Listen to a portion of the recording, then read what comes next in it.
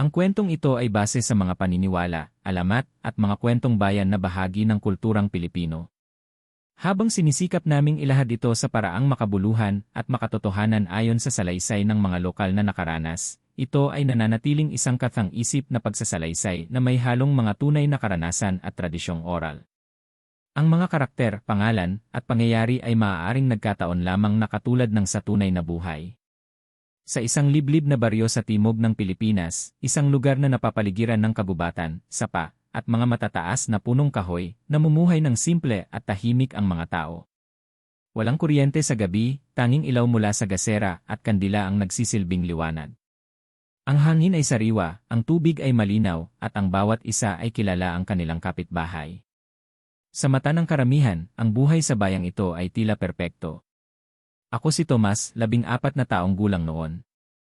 Lumaki ako sa baryong iyon kasama ang aking mga magulang at ang nakatatanda kong kapatid. Isang buhay probinsya ang kinasanayan ko, pangingisda sa sapa, pagtulong sa bukid, at pakikinig sa matatanda habang nagkukwento sa ilalim ng buwan. Ngunit ang katahimikang iyon ay hindi pala pangmatagalan. Unti-unti, may mga kakaibang bagay na nagsimulang mangyari. Mga unang palatandaan nagsimula ito sa maliit na insidente. May nawawalang mga manok pagkatapos ay kambing. Akala ng iba, gawa lang ito ng mga ligaw na aso. Ngunit nang mawala ang alagang baka ni Mang Ernesto, na halos 300 kilo, nagsimula nang magtanong ang mga tao. Isang gabi, narinig ng ilang kalalakihan ang kakaibang iyak mula sa gubat.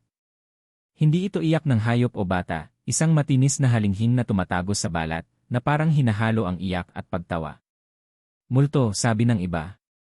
Siguro, aswang, bulong ng matatanda. Sa simula, sinubukan naming baliwalain.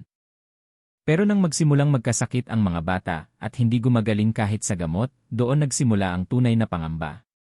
Takot na hindi maipaliwanag ang mga sakit ay hindi pangkaraniwan. May batang biglang nalagas ang buhok kahit walang lagnat. Isa pa, nangingitim ang balat habang natutulog. Ang pinakakakaiba, ilang bata ang nagsasabing may babaeng itim na nakatayo sa labas ng bintana nila tuwing hating gabi. May gabi rin na nagising si Aling Rosa, ang matandang hilot ng baryo, dahil sa tunog ng kuko na kinakaladkad sa kanyang bubong. Nang sumilip siya, wala siyang nakita, pero may amoy na masangsang na tila dugo at asupre. Ang lahat ay nagsimulang matakot. Hindi na nagpapalabas ng bata sa gabi. Nagsabit ng bawang sa pintuan. Nagdasal ng malakas tuwing 6:00 ng gabi. Kahit ang mga lalaking dati matatapang ay bigla na lamang nananahimik. Panawagan sa tulong, may aswang, sabi ni Lola Remedios, ang pinakamatandang babae sa baryo. Kailangan natin ng albularyo. Hindi ito kayang lunasan ng simpleng dasal. At sa unang pagkakataon, nagsama-sama ang mga tao sa sentro ng baryo para magdesisyon. Isang boto lamang ang kanilang sagot, humingi ng tulong sa labas. Nagpadala sila ng mensahero sa kabilang bayan para humingi ng albularyo. Hindi basta-basta lang, kundi yung may kakayahang labanan ang mga nilalang na hindi basta-basta nakikita ng mata. Hangin ng pagbabago 2 araw pagkatapos ng panawagan, dumating siya. Nakasuot ng puting saya, may dalang basket na puno ng dahon at bote, at ang kanyang buhok ay nakalugay hanggang bewang. Sa kanyang likod ay nakasukbit ang isang tela na may mga orasyon. Hindi siya mukhang matanda. Hindi rin mukhang mahina. Sa totoo lang, napakaganda niya, pero may orasyang hindi mo maipaliwanag, parang kakatakutan mo pero pupurihin mo rin. Tahimik lang siyang lumapit sa gitna ng baryo at nagsabing, "Ako si Aling Sela. Ako ang tinawag ninyo. Nandito ako para tulungan kayo." Walang nagsalita.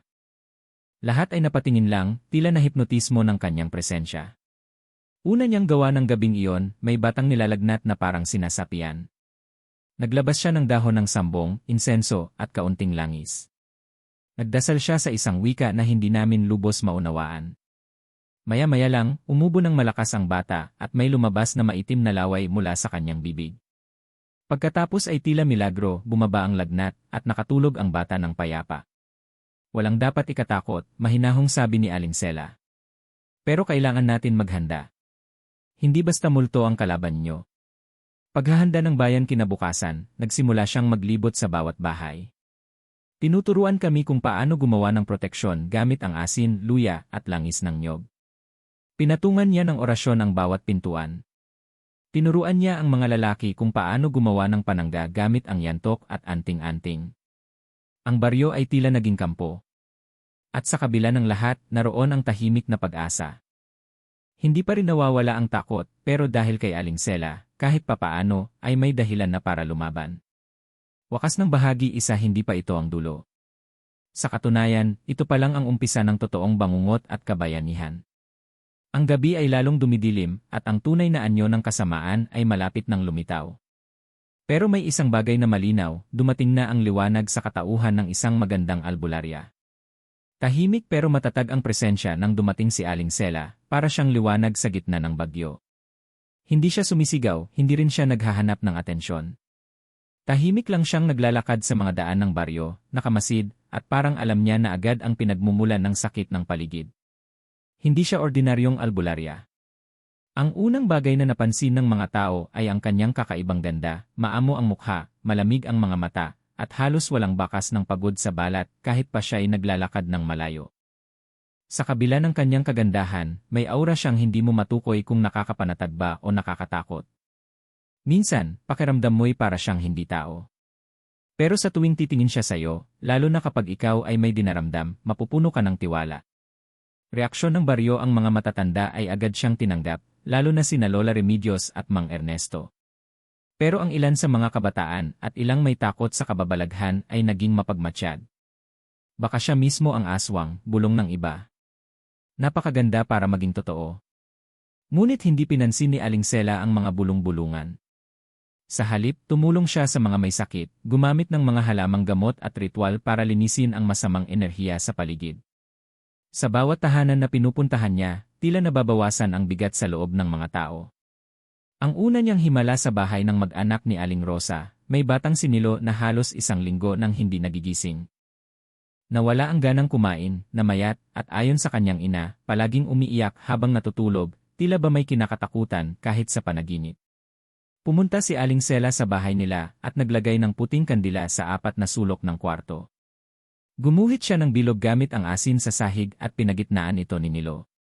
Binasa niya ang isang papel na may sulat sa lumang baybayin. Nang matapos, nagsindi siya ng insenso at ipinatong ang kamay sa dibdib ng bata. Nagsimulang magpawis si Nilo. Umubo ito ng malakas at maya-maya'y sumuka ng maitim na likido. Pagkatapos niyon, muling nabuksan ang kanyang mga mata. Nagsalita siya, yung itim na babae na wala na po. Ang mga nakasaksi ay namangha. Maraming naiyak, may mga nag-antanda. Mula noon, hindi na lang siya basta albularya, tinawag na rin siyang tagapagligtas. Pagtuturo at paghahanda, alam ni Aling Sela na hindi sapat ang siya lamang ang lumalaban. Kaya tinuruan niya ang mga taga-baryo kung paano gumamit ng natural na panangga, langis na may bawang, ipinahid sa mga katawan ng bata, tigib ng asin, nilalagay sa paligid ng bahay tuwing gabi, tinik ng saluyot, isinabit sa bintana. Bilang depensa sa masasamang espiritu, panalangin at orasyon, itinuturo sa matatanda upang ipasa sa susunod na henerasyon. Araw-araw ay parang klase ang baryo. May mga bata na nag-aaral ng halaman, mga nanay na nagluluto ng mga halamang gamot, at mga tatay na nagbabantay tuwing hating gabi. Isang babala isang araw, habang binabantayan niya ang ilog, biglang dumilim ang kalangitan kahit tanghaling tapat. Lumamig ang hangin at parang may umuungol sa pagitan ng mga puno. Tumayo si Aling Sela sa gitna ng ilog at binigkas ang isang dasal. Sa gitna ng kanyang panalangin, may dumaan na anino sa ilalim ng tubig, malaki, mabilis, at may buntot na tila tao pero hindi. Hindi ako nag-iisa, mahina niyang sambit. May paparating na mas malakas. Nagsimulang maghanda ang buong nayon para sa posibleng pag-atake. Ngunit may ibang problema pa pala silang hindi inaasahan. Pagdududa at takot habang lumalakas ang presensya ng mga nilalang sa paligid, may mga tao ring nagsimulang magduda kay Aling Sela. Paano kung siya ang nagdala ng lahat ng ito? Bakit dumami ang kababalaghan nang dumating siya? Isang gabi, nawalan ng ulirat si Mang Aipe, isang matandang hindi sang-ayon sa presensya ni Aling Sela. Ayon sa kanyang apo, bigla raw itong tinuro ang albularya habang nagsisigaw ng Mandaraya. Mandaraya! Nang tinanong si Aling Sela tungkol dito, simple lamang ang kanyang sagot, ang tunay na dilim madalas ay nasisilaw sa liwanag. Pagtanggap at pagtatag ng tiwala sa kabila ng mga bulong-bulungan, hindi nawala ng suporta si Aling Sela. Mas dumami ang naniniwala sa kanya, lalo na ang mga pamilya ng mga batang gumaling. Isinuko nila ang takot at piniling manalig. Sa unang pagkakataon, nagsama-sama ang mga tao hindi dahil sa takot, kundi dahil sa pag-asa. Muli, naging sentro ng pagkakaisa si Aling Sela. Pagsisimula ng tunay na laban isang gabi, habang tahimik ang buong baryo, may biglang sumigaw mula sa bukid. Isang lalaki ang tumatakbo, duguan, sugatan, nanginginig. Sila'y dumarating na, sigaw niya. Lumabas si Aling Sela mula sa kanyang kubo, dala ang isang itim na kahon. Binuksan niya ito at kinuha ang isang sinaunang krus na yari sa kahoy at pila. Lumapit siya sa lalaki at iniabot ang kanyang kamay. Simula na ito, mahinahon niyang sinabi. Ngunit hindi ako natatakot.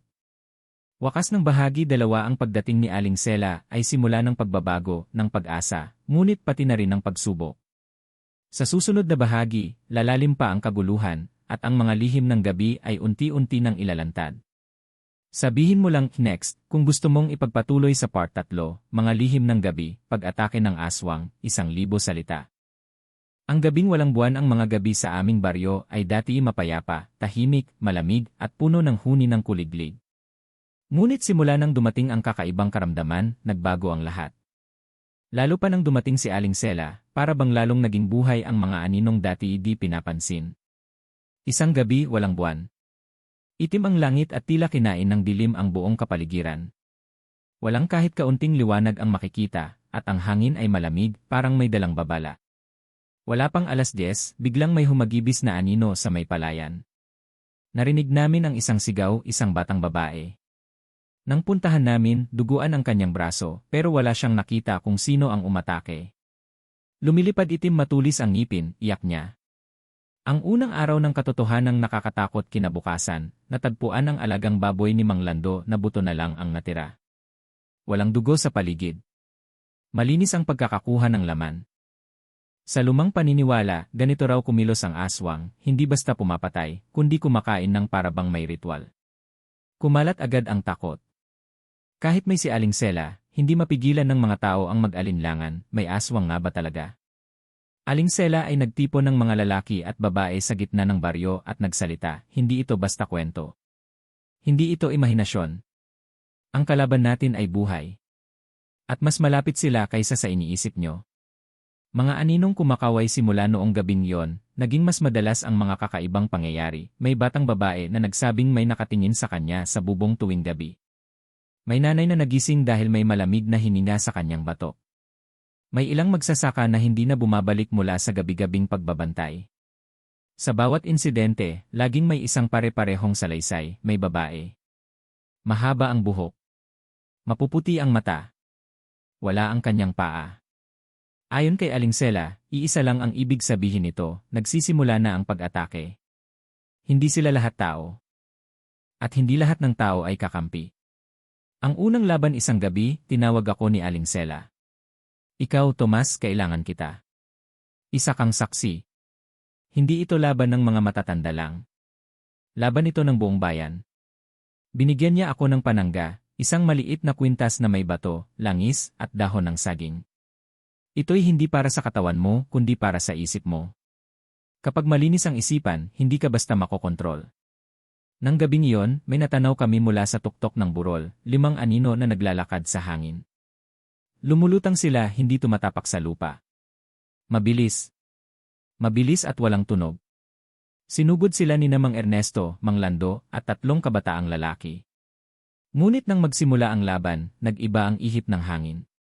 Tumakbo ako palapit para tumulong pero pinigilan ako ni Aling Sela. Ang tunay na anyo ng aswang doon ko nakita, ang isa sa kanila, isang babaeng parang tao, pero ang katawan ay baluktot. Ang mga kuko ay kasing haba ng daliri, at ang mata ay wala ng puti, itim lang. Nang umiti siya, kita ang 2 hanay ng matutulis na ngipin. Tinamaan siya ni Mang Ernesto ng sibat, pero parang wala lang. Lumipad siya pataas, lumundag, at sumugod.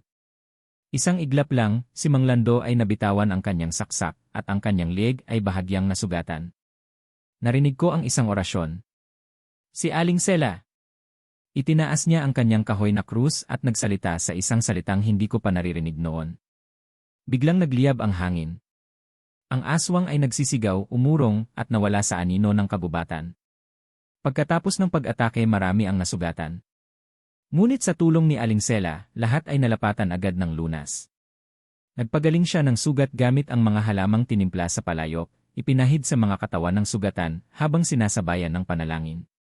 Pero ang pinakamalaking sugat ay hindi pisikal, kundi ang takot na muling nabuhay sa puso ng mga tao.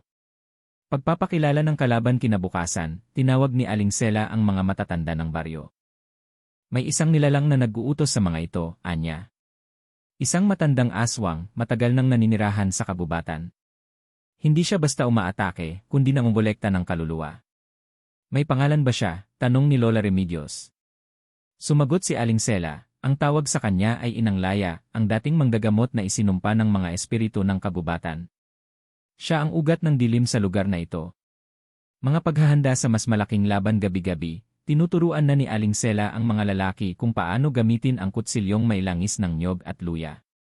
Tinuturuan ang mga babae kung paano maghanda ng anting-anting at magdasal ng panangga. Isang gabing tahimik, tumingin siya sa akin at sinabi, Tomas, tandaan mo, hindi lahat ng may magandang mukha ay mabuti. Minsan, sila ang may dalang kasamaan. Nagtanong ako, katulad ng... Umiti siya ng bahagya. Katulad ng ilan sa mga kasama natin. Ang tunay na laban ay darating at hindi lahat ng kakampi ay tao. Wakas ng bahagi 3 ang gabi ay lalong lumalalim. Ang hangin ay mas malamig. At ang dilim ay tila buhay na gumagapang sa mga sulok ng ating baryo. Ngunit sa bawat yugto ng takot, may isang liwanag pa ring hindi nawawala, ang paniniwala na kahit gaano kadilim ang gabi, ang liwanag ng albularya ay laging nariyan. Tahimik ngunit may alam habang lalong tumitindi ang mga pangyayari sa baryo, lalong naging misteryoso si Aling Sela. Sa bawat gabi ng pag-atake, siya ang unang nakaririnig ng bulong ng hangin, siya rin ang laging may alam kung saan gaganapin ang susunod na panganib. Hindi niya sinasabi kung paano niya ito nalalaman, pero ang bawat kilos niya ay laging tama, parang may nagtuturo sa kanya, o baka siya mismo ay may koneksyon sa mundo ng hindi nakikita. Isang gabi, habang pinaghahanda kami ng orasyon, tinanong siya ni Mang Ernesto, saan ka ba galing, Sela? Parang kilala mo ang mga nilalang na to, masyado kang bihasa. Hindi siya agad sumagot. Tumingin siya sa akin, saka muling ibinaling ang tingin sa apoy. Ang sagot sa tanong mo, Ani Sela, ay hindi lahat handang pakinggan. Masalimuot na nakaraan kinabukasan, habang nagpapahinga kami sa ilalim ng punong mangga, lumapit siya sa akin. Tomas, mahina niyang sabi, handa ka na bang marinig ang aking kwento? Tumango ako. Magsimula raw ang lahat maraming taon na ang nakalilipas, sa isang bayan sa bundok na hindi na matatagpuan sa mapa. Si Sela ay hindi lang basta albularya noon. Siya ay bahagi ng isang lahi ng mga bantay, mga babaeng tagapamagitan ng liwanag at dilim. Mga nilalang na may kakayahang makakita, makaramdam, at makialam sa mundo ng espiritu. Pinanganak ako sa ilalim ng duguang buwan, Ani Sela. Ang aking ina ay isa ring tagapagligtas, pero nilamon siya ng kapangyarihang hindi niya kinaya. Ako ang naiwan. Ako ang tagapagmana ng kanyang sumpa. Koneksyon sa kadiliman itinuro ni Aling Sela sa akin ang isang lihim na hindi pa niya ibinubunyag kahit kanino sa baryo, may dugo ng aswang sa aking ugat. Natigilan ako. Ngunit hindi ako isa sa kanila, agad niyang dugtong. Dugo lang ang minana ko, hindi kaluluwa. Sa halip na gamitin ito sa kasamaan, tinuruan ako ng aking guro na gamitin ito para kilalanin, bantayan, at labanan sila. Dahil dito, kaya niyang maamoy ang paglapit ng isang aswang kahit malayo pa. Kaya rin niyang pumasok sa panaginip ng iba.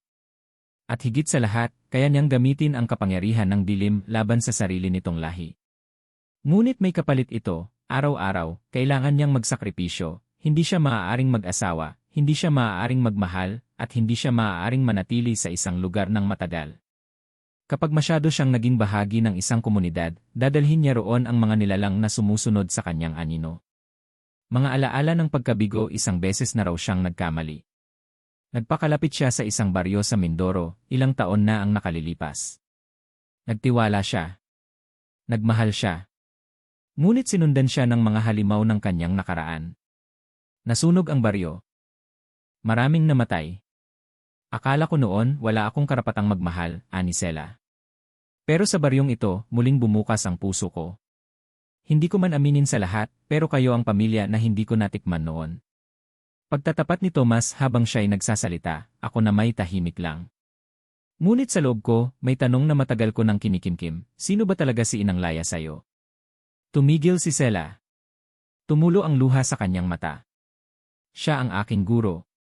Siya ang nagturo sa akin ng lahat ng alam ko. Pero siya rin ang unang nagtaksil. Siya ang unang yumakap sa dilim at ako ang inatake niya nang subukan kong pigilan siya.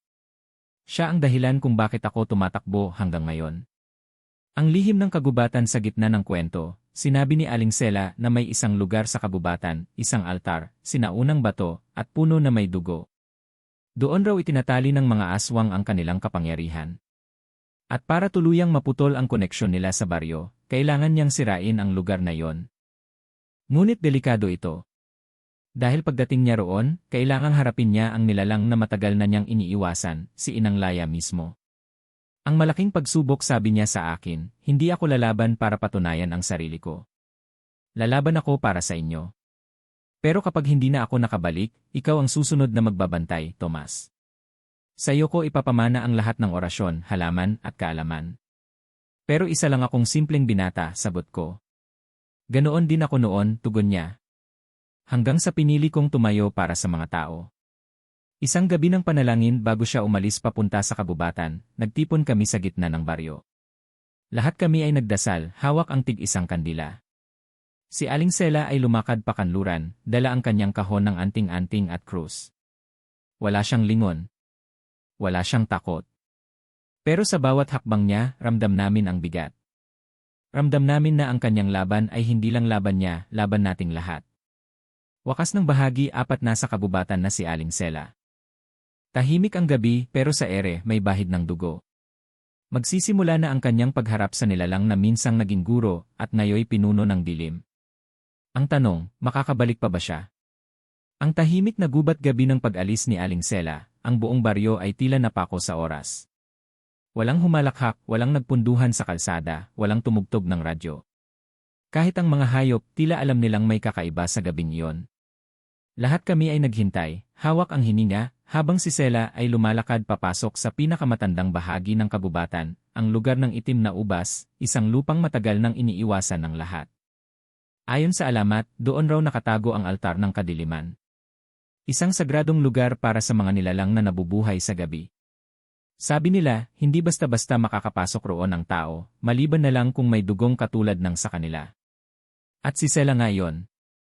Ang pagdating sa altar matapos ang ilang oras ng paglalakad, narating ni Aling Sela ang altar, isang bilog na clearing sa gitna ng kabubatan, napapaligiran ng itim na punong walang dahon. Sa gitna ay isang bato na hugis puso, at sa paligid nito ay mga palatandaan na hindi basta-bastang letra, kundi mga lumang orasyon, nakasulat sa dugo at umaalon sa hangin na parang buhay. Tahimik ang paligid. Pero alam niyang may nagmamasid. Biglang lumamig ang paligid. Dumilim ang buwan. At sa likod ng altar, lumabas ang isang nilalang na mahaba ang buhok, puting-puti ang mata, at may balat na tila sinunog ng araw, si Inang Laya. Paghaharap ng magtuturo at mag-aaral, matagal na tayong hindi nagkita, anak, bulong ni Inang Laya. Hindi na ako anak ng kadiliman, sagot ni Aling Sela. Hindi mo maitatanggi ang pinagmulan mo. Ikaw ang susunod. Ikaw ang dapat humalili sa akin. Lumapit si Inang Laya, tila hindi nagmamadali. Tingnan mo ang mundo. Nakalimutan na nila ang mga lumang paniniwala. Hindi na nila pinapansin ang kalikasan. Pero kami ang nagpapanatiling balanse ang lahat. Hindi mo ginagawa ito para sa balanse, tugon ni Sela. Ginagawa mo ito para sa kapangyarihan. Nagliyab ang lupa. Umangat ang usok mula sa mga ugat ng puno. Tila nagising ang lupa sa kanilang pagtatalo. Simula ng laban naglabas ng itim na langis si Sela mula sa kanyang bulsa. Pinahid niya ito sa kanyang braso at noo. Humugot siya ng krus na may nakaukit na ginto at nagsimula ng orasyon, sa ngalan ng liwanag at ng lupaing banal, itakwil ang dilim at wasakin ang altar ng kasamaan. Tumawa si Inang Laya. Hindi mo ko kayang patayin, bata. Ako ang guro mo. Ako ang nagturo sa iyo ng lahat ng alam mo. Pero may isa kang hindi itinuro, sabi ni Sela habang binubuksan ang kanyang palad, doon ay may ukit na bagong orasyon na siya lamang ang nakakaalam. Paano magpatawad? Paano lumaban hindi para manalo kundi para iligtas? Matinding salpukan nagpalitan sila ng mga sutsot na tila hangin, orasyong tumitimo sa kaluluwa. Si Inang Laya ay lumipad sa hangin, umiikot sa paligid ni Sela, pinapadaluyong ang mga ugat ng lupa, tinatangkang gapusin si Sela. Pero pinutol niya ito ng krus, sinasambit ang isan dinito, sampirito, lumayo ang espiritu. Biglang tumalon si Inang Laya mula sa taas, tila paniki, at tinangkang kagatin si Sela sa leg. Pero sa huling segundo, inilabas ni Sela ang isang pulang anting-anting at isinubo ito. Nagliyab ang kanyang katawan. Nagkaroon siya ng liwanag na parang mula sa araw. Sumigaw si Inang Laya sa sakit. Natalsikan siya sa altar. Ang sakripisyo tumayo si Sela, duguan ang ilong at labi, pero matatag. Lumapit siya sa altar, inalis ang lahat ng anting-anting sa katawan niya at inilagay sa gitna ng bato. Sinimulan niyang sirain ang altar gamit ang panalangin, isang orasyon na hindi pang-atake, kundi pang-talikod. Isinusumpa ko ang lahat ng kasamaan na nagmula sa lupang ito. Isinasara ko ang pintuan ng anino. At ako ang magiging kandado. Hindi, sigaw ni Inang Laya. Kapag ginawa mo yan, hindi ka na makakabalik. Ngunit si Sela ay buo na ang desisyon. Sa huling oras, hinarap niya si Inang Laya, at sa huling orasyon niya, sinalyuhan ang altar gamit ang sariling kaluluwa. Ang pagsabog ng altar umuga ang lupa. Lumindol.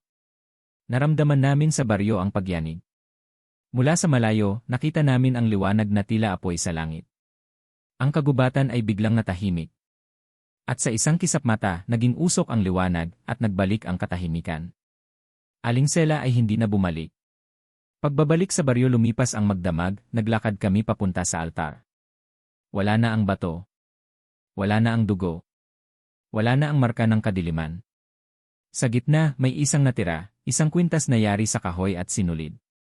Ang kwintas ni Aling Sela. Pinulot ko ito. Suot ko na ngayon. At sa puso ko, alam kong may iniwan siyang kapangyarihan sa akin, hindi para lumaban, kundi para maging tagapagtanggol. Wakas ng bahagi 5 ang altar ng kadiliman ay nawala na. Pero sa puso ng bawat isa sa amin, nariyan pa rin ang apoy ng katapangan. At si Aling Sela. Hindi na siya muling nasilayan, pero araw-araw, naririnig pa rin namin ang kanyang tinig, sa hangin, sa ulan, sa mga halamang gumagaling mag-isa, sa gabi na tahimik pero ligtas. Pagbangon mula sa dilim matapos ang pagkawala ni Aling Sela, tila muling nabuhay ang aming baryo. Wala na ang mga aswang na gumagala tuwing gabi, wala na ang mga batang umiiyak sa takot, at higit sa lahat, wala na ang aninong dumadalaw sa mga panaginip namin.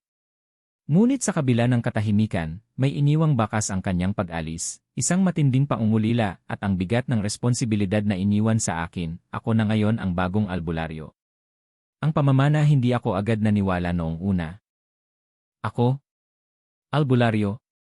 Ako'y isang binatang ordinaryo, mahiyain, walang alam sa halamang gamot, at ni hindi kayang magsalita ng tuwid kapag tinatanong ng matanda. Ngunit natagpuan ko ang isang kahon sa ilalim ng kubo ni Aling Sela, nakatali sa pulang tela. Nandoon ang lahat ng kanyang orasyon, mga anting-anting, mga pinatuyong dahon, ugat, balahibo ng manok, langis, at ilang gamit na hindi ko maintindihan. May sulat rin, Tomas, kung nababasa mo ito, ibig sabihin ay hindi na ako nakabalik. Huwag mong hayaang mamatay ang apoy. Ang baryo ay nangangailangan ng tagapagbantay, hindi ng perpekto, kundi ng taong handang mag-alay ng sarili. Ang pagsasanay simula noon, araw-araw ay sinanay ko ang sarili ko. Pinuntahan ko ang bawat sulok ng gubat na takot akong pasukin noon. Pinag-aralan ko ang bawat halamang itinuro ni Aling Sela, kung alin ang para sa sugat, sa lagnat, sa sumpa. Inulit-ulit ko ang kanyang mga orasyon, kahit minsan ay naduduwal ako sa hirap at pagod. Ang katawan ko'y nanibago, pero unti-unting naging matatag. Mas mahalaga, ang puso ko ang tuluyang nagbago. Mga unang pagsubok isang gabi, may dumating na buntis sa kubo ko. Nanginginig, pawisan, at halos hindi makahinga. May anino sa tiyan niya, bulong ng nanay niya. Baka sumapi. Kinilabutan ako, pero hindi ako umatras. Pinahiga ko ang babae, binuksan ang lumang aklat ni Sela, at sinimulan ang pag-orasyon. Habang binibigkas ko ang dasal, lumamig ang paligid, at biglang nagsuka ng itim na likido ang buntis. Pagkatapos, biglang nanumbalik ang kanyang ulirat. Ligtas ang bata. Ligtas ang ina. Napaluha ang nanay. Ikaw ang bagong albularyo namin, Tomas. Panibagong tiwala ng baryo lumipas ang buwan. Nasanay ang mga tao na ako na ang pinupuntahan. Hindi na lang gamot ang hanap nila, payo, proteksyon, at minsan, dasal para sa patay. Tila ba ako na rin ang naging paring pangkaluluwa ng baryo? Minsan, may mga gabing may mga ingay sa bubong. Ngunit hindi ako natatakot. Lalabas ako, may hawak na langis, at sabay isisigaw ang orasyon, lumayas ka, nilalang ng dilim. Ang lugar na ito ay sagrado, binabantayan ng dugo ng liwanag. At maririnig kong naglalaho ang yapak, parang usok na tinatangay ng hangin. Mga bagong tuklas habang ako'y mas lumalalim sa kaalaman ng albularyo, may mga bagay akong natuklasan na hindi pa naibahagi ni Aling Sela. May halamang tumutubo lang tuwing kabilugan ng buwan na kayang gamutin ang kagat ng nilalang ng gabi. May pulbos mula sa tuyong balat ng bayawak na kayang itaboy ang masamang espiritu kung ihip sa apoy. At higit sa lahat, may kapangyarihan pala sa kabaitan. Sa bawat pagkakataong tumutulong ako, mas lumalakas ang aking enerhiya. Mas maliwanag ang aking paningin. Ito pala ang sekreto ni Aling Sela, ang kapangyarihan ay hindi galing sa dugo. Ito'y galing sa pusong handang magsakripisyo. Isang gabing may bumalik 3 buwan matapos ang pagkawala ni Aling Sela, may dumating na estranghero. Matangkad, nakatalukbong, at may dalang baston na may ahas sa dulo. Albularyo ka, tanong niya. Tumango ako. May iniwang utang ang guro mo sa aming lahi, wika niya. At kung wala na siya, ikaw na ang dapat managot. Humakbang siya palapit. Pero bago siya makalapit, sinindihan ko ang insenso ni Sela, at inusal ang orasyong hindi pa nasasambit ng kahit sino, sa ngalan ng dugo, liwanag, at lupang pinangalanan, bawiin ang kapangyarihan ng dilim, at isarado ang pintuan ng galit. Bigla siyang napatigil. Napaatras. Tumingin siya sa akin at mumiti. Iba ka. Ibang-iba ka. Hindi ka anak ng dilim, ikaw ang tagaputol ng sumpa. At siya'y naglaho sa usok. Wakas ng bahagi 6 ako na ang bagong albularyo. Hindi ko inasahan ang landas na ito, pero hindi ko rin ito tatalikuran. Habang ako'y humihinga, habang ang mga halaman ay nabubuhay, habang ang gabi ay dumarating, mananatili akong bantay. At sa bawat hakbang ko, ramdam ko ang presensya ni Aling Sela. Hindi siya nawala, naging bahagi siya ng bawat halamang hinahawakan ko, bawat orasyong binibigkas ko, at bawat taong nililigtas ko. Simula ng panaginip isang gabi, habang ako'y nagpapahinga sa loob ng kubo, bigla akong nagising sa isang kakaibang lamig. Hindi ito ang karaniwang simoy ng hangin na dulot ng gabi, kundi tila may bumabalot sa akin mula sa isang malalim na mundo. Nakita ko si Aling Sela, nakatayo sa gitna ng isang liwanag na nagmumula sa isang sagradong punong-puno ng mga puting bulaklak. Nakatingin siya sa akin, tahimik, ngunit may ngiti sa kanyang mga labi. Hindi pa tapos ang kwento, sabi niya. Paglalakbay sa panaginip, sumama ako sa kanya sa panaginip na yon. Dumaan kami sa mga taniman, sa mga sapa, at sa mga daang madilim ngunit puno ng mga bituin. Ipinakita niya sa akin ang mga bagay na hindi ko pa naiintindihan, ang balanse ng kalikasan, ang koneksyon ng tao sa espiritu, at ang kahalagahan ng bawat buhay, kahit na ng mga nilalang na kinatatakutan. Ang tunay na laban, paliwanag niya, ay hindi ang pagpatay sa mga aswang, kundi ang pag-intindi sa kanilang dahilan ng pag-iral. May bahagi ng mundo ang dilim, ngunit dapat itong balansihin ng liwanag. Ang mensahe ni Sela, habang naglalakad kami, sinabi niya, Tomas, hindi mo kailangang dalhin ang bigat ng mundo mag-isa. Hindi ka nag-iisa. Maraming tao sa baryo ang handang tumulong, at higit sa lahat, may mga espiritu na gumagabay sa atin. Pinakita niya ang isang kristal na kumikinang sa kanyang kamay. Ito ang kapangyarihan ng pagtitiwala. Kapag pinaniniwalaan mo ang iyong sarili at ang iyong layunin, lumalakas ka ng higit pa sa inaasahan mo. Pagbabalik sa realidad nang bumalik ako sa aking sarili, bumangon ako na may bagong sigla. Alam kong ang laban ko bilang albularyo ay hindi nag-iisa, at hindi lang sa lakas ng orasyon o halamang gamot ito nakasalalay, kundi sa puso at pananampalataya. Pinili kong ibahagi ang panaginip na ito sa mga kabataan ng baryo upang ipaalala sa kanila na ang tunay na lakas ay nasa pagkakaisa at pag-unawa. Pagtuturo sa bagong henerasyon mula noon, nagkaroon ako ng mga estudyante na tinuturuan ko ng mga sining ng albularyo. Tinuruan ko sila hindi lamang kung paano gumamit ng mga halamang gamot, kundi pati na rin kung paano pakinggan ang kalikasan, paano mahalin ang kanilang komunidad, at paano magtaglay ng tapang sa gitna ng takot. Ang bawat isa sa kanila ay may kanya-kanyang kwento, at unti-unting lumalakas ang aming samahan. Hindi na kami natatakot sa dilim dahil alam naming may liwanag na gumagabay sa amin. Ang patuloy na laban ngunit alam ko, hindi pa rin tapos ang laban. May mga panahong may mga nilalang na muling sumusubok sumira sa katahimikan ng baryo. Sa bawat pagkakataon, nariyan ang aking mga estudyante, nariyan ang mga tao, at higit sa lahat, naroon ang alaala ni Aling Sela. Ang laban ay walang katapusan, paalala niya, pero bawat araw na tayo'y nagtatagumpay, mas nagiging maliwanag ang daan. Ang huling paalam ni Sela sa pagtatapos ng panaginip, niyakap niya ako ng mahigpit. Salamat, Tomas. Sa puso mo, buhay ang lahat ng itinuro ko. Hinding-hindi ka nag-iisa. Nang magising ako, ang kanyang mga salita ay nanatili sa aking isipan. Ang kanyang presensya ay parang ilaw na hindi kailanman mawawala, isang gabay sa madilim na gabi. Wakas ng bahagi 7 ang kwento ni Aling Sela ay hindi lamang tungkol sa isang albularyo na lumaban sa mga aswang. Ito ay tungkol sa lakas ng puso, sa kahalagahan ng pag-asa, at sa kapangyarihan ng pagkakaisa. At ngayon, bilang tagapagmana ng kanyang kaalaman at tapang, ipinapangako ko na patuloy kong iaangat ang kanyang alaala. Para sa baryo namin, para sa mga susunod pang henerasyon. Pagtanggap sa pamana matapos ang lahat ng pagsubok, pagtuturo, at laban, natanto ko na ang tunay na pamana ni Aling Sela ay hindi lamang ang mga orasyon, halamang gamot, o kapangyarihan laban sa aswang. Ang tunay na pamana niya ay ang paninindigan, pagmamahal sa baryo, at ang diwa ng paglilingkod sa kapwa. Bilang bagong albularyo, sinimulan kong yakapin ang lahat ng ito. Hindi lang ako tagapagligtas, ako'y tagapangalaga ng kultura, tradisyon, at espiritu ng aming komunidad.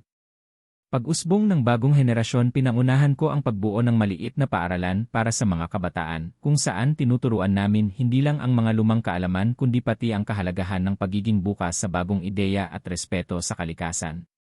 Sa bawat pagtuturo, naipapasa namin ang kwento ni Aling Sela upang maging inspirasyon at paalala sa lahat. Unang hakbang ito para sa isang mas matatag na baryo na handang harapin ang anumang pagsubok. Pakikipag-ugnayan sa ibang baryo, hindi nagtagal, nakipag-ugnayan kami sa ibang mga baryo na may kaparehong karanasan. Nagkaroon ng palitan ng kaalaman tungkol sa mga halamang gamot, orasyon, at pamamaraan ng pagtatanggol laban sa mga nilalang ng gabi. Sa tulong ng teknolohiya, naitala namin ang mga kwento at natutunan mula sa iba. Naging pundasyon ito ng isang mas malawak na samahan ng mga albularyo at tagapangalaga ng kultura. Pagbabago ng pananaw habang lumalawak ang aming kaalaman, unti-unti ring nagbabago ang pananaw ng aming mga kababaryo. Hindi na lamang kami natatakot sa dilim kundi natutunan naming harapin ito ng may tapang at pag-asa. Ang mga tradisyon at kwento ay hindi na lamang mga alamat, kundi naging gabay sa aming buhay. Ang bawat gabi ay panibagong pagkakataon para ipakita ang aming lakas at pagkakaisa. Pagpapalaganap ng kapayapaan, isang mahalagang bahagi ng aming misyon ay ang pagpapalaganap ng kapayapaan, hindi lamang sa pagitan ng mga tao kundi pati na rin sa pagitan ng tao at ng kalikasan, pati na rin sa mga espiritu ng gabi. Nagkaroon kami ng mga ritual at pagtitipon na naglalayong makipagkaisa upang mapanatili ang balanse sa mundo. Pag-aalaga sa kalikasan, natutunan naming ang kalikasan ay hindi kaaway, kundi katuwang sa laban. Kaya't sinimulan naming alagaan ang mga kagubatan, ilog, at mga taniman upang hindi na muling madala sa amin ang mga nilalang ng dilim. Ang respeto at pangangalaga sa kalikasan ay naging bahagi ng aming araw-araw na buhay. Ang panibagong umaga, sa bawat bukang liwayway, ramdam namin ang bagong pag-asa. Ang baryo namin ay hindi na lamang isang lugar ng takot, kundi isang tahanan ng tapang, pag-ibig, at pananalig. At ako'y patuloy na maglilingkod bilang albularyo, tagapangalaga, at tagapagsalaysay ng kwento ni Aling Sela, ng isang magandang albularyo na nagligtas ng aming bayan. Wakas ng kwento, ang kwentong ito ay isang paalala sa lahat, sa kabila ng dilim, may liwanag na patuloy na naglalakbay sa ating mga puso. Sa kabila ng panganib, may tapang na nagmumula sa pagmamahal. At sa kabila ng takot, may pag-asa na nagmumula sa pagkakaisa. Ang laban ay patuloy, pero hindi tayo nag-iisa. At ang pamana ni Aling Sela ay buhay na buhay, isang gabay para sa bagong bukas. 7.